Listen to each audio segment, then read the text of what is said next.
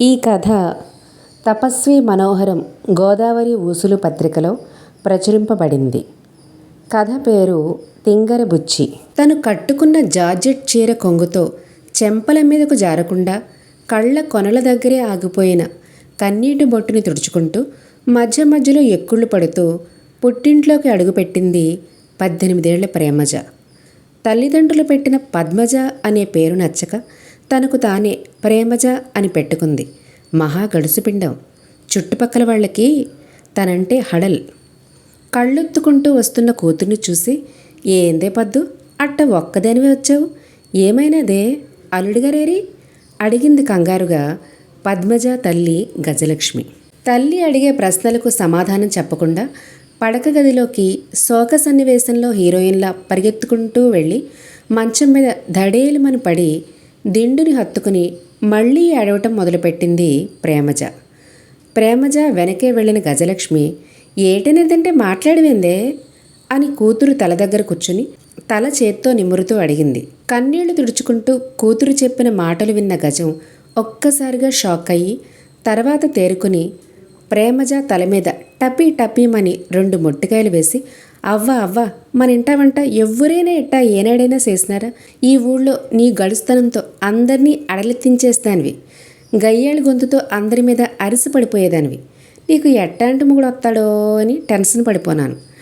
శనారం పశువుల సంతలో మన గొడ్డిని అమ్మడానికి పోయిన నిన్ను ఎగాదిగా చూసి తెగ నచ్చేసినావని కానీ కట్నం లేకుండా పెళ్లి చేసుకోవడానికి ఆళ్లే మన గుమ్మం తొక్కారు.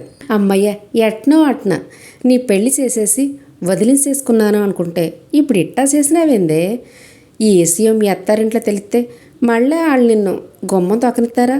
నా కడుపును సెడబుట్టావు కదే మొదలట్టపుదానా అని కూతుర్ని తిడుతూ మధ్య మధ్యలో గుక్కెడు నీళ్లతో గొంతు తడుపుకుంటూ మళ్ళీ తిట్టడం మొదలుపెట్టింది గజం. ఈలోగా ఎవరో గేటు తీసిన శబ్దం వినపడేసరికి హాల్లోకి వచ్చి చూసింది. గేటు తీసుకుని లోనికి వస్తున్న పక్కింటి పార్వతమ్మను చూసి, ఇప్పుడు ఇదెందుకు వచ్చింది? దీనికి కానీ నా కూతురి వ్యవహారం తెలిసినదంటే ఇంకేమన్నా ఉందా? ఊరంతా డబ్బేసి చెప్పినట్టే అనుకుంటూ మళ్ళీ గబగబా కూతురు ఉన్న గదిలోకి వెళ్ళింది గజం. ఏమీ ఎరగనట్టు బొక్కబోర్లా పడుకుని జామకాయ కొరుక్కు తింటున్న ప్రేమజ వీపు మీద దబీ దబీమని 2 దెబ్బలు వేసేసరికి ప్రేమజ జామకాయ కొరుకుతూనే ఏడుపు అందుకుంది. నువ్వు ఇట్టాగే ఏడుస్తూ ఉండు, అప్పుడే నేను చెప్పే విషయానికి కరెక్ట్గా సరిపోద్ది అని చెప్పి దిగులు మొహంతో రాని కన్నీళ్లను చీర కొంగుతో ఒత్తుకుంటూ హాల్లోకి వచ్చి గుమ్మంలో నిలబడ్డ పార్వతమ్మను చూస్తూ, ఏందొదినా ఇట్టొచ్చినావు అడిగింది గజం దిగులుగా. అదేంటే గజం, నీ కూతురికి మొన్నే గందా పెళ్ళైనది, ఇంకా 4 రోజులు కూడా కాలేదు, అలా ఏడ్చుకుంటూ వచ్చేసిందేంటి? మొగుడుతో ఏటన్నా గొడవైనాదా? కుర్చీలో కూర్చుంటూ అడిగింది పార్వతమ్మ. దీనికి ఆ మాత్రం అవ్వాలి అని మనసులో నవ్వుకుంటూ పైకి మాత్రం బాధపడుతున్నట్టు విచారంగా మొహం పెట్టింది పార్వతమ్మ. ఏం చెప్పనే వదినే, నా కూతురు తెలియక ఏదో చిన్న తప్పు చేసిందని చేసుకున్నాడంట మా అల్లుడు, అందుకే ఏడుత్తూ నా కాడికొచ్చేసింది. చిన్నపిల్ల, దానికేం తెలిసి చెప్పు, ఏది మంచో ఏది చెడో అని చెప్పి మౌనంగా ఉండిపోయింది గజం. పార్వతమ్మ ఎదురుగా పడక గదిలో కనపడుతున్న ప్రేమజ వంక చూస్తూ, మొత్తానికి దీని పొగరంచే మగాడే మొగుడిగా వచ్చాడు అని మనసులో అనుకుని పైకి మాత్రం ఏం శాతమే వదిన, ఆడపిల్లల కన్నాక ఇట్లాంటివన్నీ సర్దుకుపోక తప్పదు.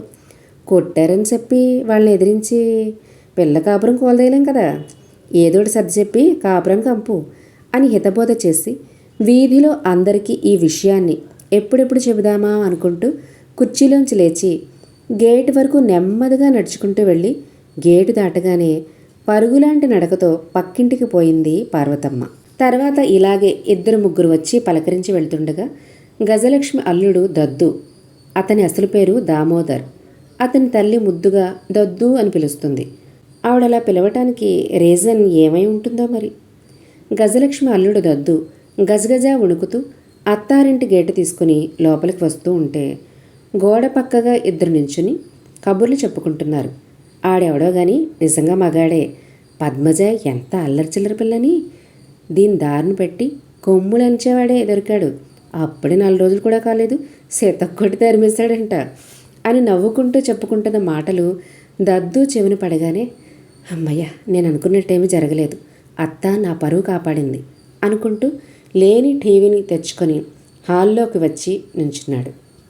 అల్లుడిని సడన్గా అలా నట్టింట్లో చూసేసరికి షాక్ తిన్న గజం ఏం చెప్పాలో తెలియక వణుకుతూ అల్లుడి ముందుకు వచ్చి నుంచుంది.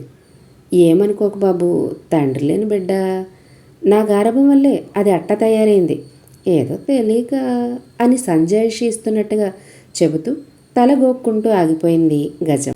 దద్దు అత్తగారికి దగ్గరగా వచ్చి నిలబడి లటుక్కున ఆమె చేతులు పట్టుకుని, అత్త, నువ్వు ఇయ్యాల నా పరువు కాపాడినావు, నీ రుణం ఎలా తీర్చుకోను, నువ్వు కానీ అబద్ధం చెప్పకపోయి ఉంటే నా పరువు పోయేది చెప్పాడు కృతజ్ఞతగా. అయ్యో, మీరు అట్ట అంటారేంటి బాబు, మీరు చాలా మంచులు కాబట్టి సరిపోయింది, లేకపోతే అది చేసిన ఎదో పనికి మా పరువు పోయేది అని చిన్నగా అల్లుడి చేతులు విడిపించుకొని కూతురు వంక కోపంగా చూసింది. గోడకు ఆనుకుని నించుని మొగుడినే చూస్తున్న ప్రేమజ చేయి పట్టుకుని అల్లుడి ముందుకు జరజరా లాక్కొచ్చి తోసింది గజం. ప్రేమజ ముందుకు పడబోయి కాళ్ళని బ్యాలెన్స్ చేసుకుని నిలబడుతూ, నేనేమని తప్పు చేశాను అన్నట్టుగా చూసింది తల్లి వంక. చేసినంత చేసి ఇప్పుడు ఎట్ట సుత్తంతో చూడు అని కోపంగా చూస్తూ ప్రేమజ తల మీద 2 మొట్టికాయలు వేసింది గజం. తల్లి వేసిన మొట్టికాయలు నొప్పి పెట్టగా చేత్తో రుద్దుకుంటూ, తప్పంతా నాదే అంటావేంటి, అసలు ఏం జరిగిందో కనుక్కోవా, నేనెందుకు మా ఆయన కొట్టాల్సి వచ్చిందో తెలుసుకోవా అంది ప్రేమజ తల్లి వంక కోపంగా చూస్తూ. కూతురు అలా అంత ధీమాగా చెప్తూ ఉంటే గజంకి కూడా ఏదో అనుమానం కలిగి దద్దు వంక చూస్తూ, అసలు ఏమైందో నువ్వైనా సేపు బాబు అంది. ఏం లేదు అత్తయ్య, మాకు కొత్తగా పెళ్ళైంది కదా అని మీ కూతురు మజాని నీకు ఏం కావాలి అని అడిగాను అని దద్దు అంటుండగా గజంకి అర్థం కాక బుర్రగోక్కుని తర్వాత తేరుకుని పద్మజ, ప్రేమజ, మజ ఇలా ఇన్ని రూపాంతరాలు చెందిన కూతురి పేరుని తలుచుకొని కూతురి వైపు కొరకొరా చూసి మళ్ళీ అల్లుడి వైపు తిరిగి, నువ్వు చెప్పు బాబు అంది. మజాని పిలిచి, మనకి కొత్తగా పెళ్ళైంది కదా, నీకేం కావాలి అని అడిగాను. తనకి పులస చేప అంటే చాలా ఇష్టమని చెప్పింది. సరే, మజా కోరిక తీరుద్దామని తన మెడలో తాళి పట్టుకుని ఇమ్మని అడిగాను. కానీ తను ఇవ్వలేదు. తను ఎంతకీ ఇయ్యకపోయేసరికి గుంజుకుని తీసుకోబోయాను.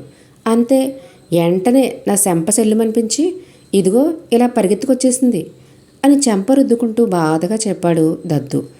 ఏంటి, పులస చేప అడిగిందని పుత్తెల తాడి తెంపబోయావా ఆశ్చర్యపోతూ అడిగింది గజం. పెళ్ళం మెళ్ళలో పుత్తెలమ్మైనా పులస చేప కొనుక్కు తినమన్నారు కదా, నేను చేసిన దానిలో తప్పేముంది అని అడిగాడు అమాయకంగా మొహం పెట్టి. ఆ సామెత నీకు ఇట్టా అర్థమైందా బాబు, మీ అమ్మ నీకు దద్దు అని పేరు ఎందుకు పెట్టిందో ఇప్పుడు అర్థమైంది. ఇట్లాంటి దద్దోజనానికి నా కూతురు ప్రేమజాలాంటి గడుసు పిండానికి ముడిపెట్టావా దేవుడా, వీడికి తల్లో గుజ్జు లేదు, నా కూతురి చేతి కదుపు లేదు, వీళ్ళ సంసారం ఎట్టా సాగుద్దో ఏందో అనుకుంటూ తల పట్టుకుని కూర్చుంది గజం.